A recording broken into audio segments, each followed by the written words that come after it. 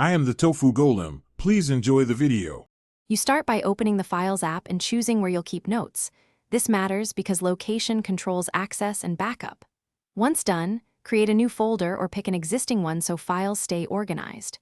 Make sure to decide if you'll use Google Docs for cloud autosave, the built-in text app for plain text, or Linux Terminal if you need advanced editing. Now open your chosen app. Don't delay.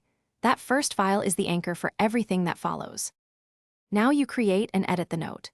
If you chose the text app, tap File then New to get plain text immediately. This is fastest and smallest. For cloud work, open Google Docs, pick blank document, and set sharing options so you can access it from other devices.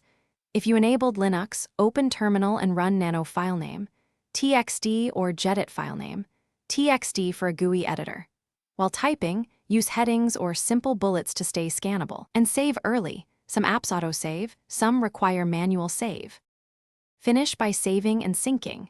If you want cloud backup, choose Save As and place the file in Google Drive. Otherwise, save locally to your folder. Once saved, confirm sync by checking the Files app for drive status or the Docs autosave indicator. If the file isn't visible on another device, make sure Wi-Fi is on and you're signed into the same Google account.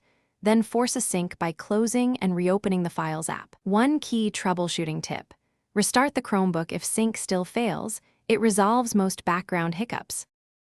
Thanks for watching. Consider subscribing if we helped you today.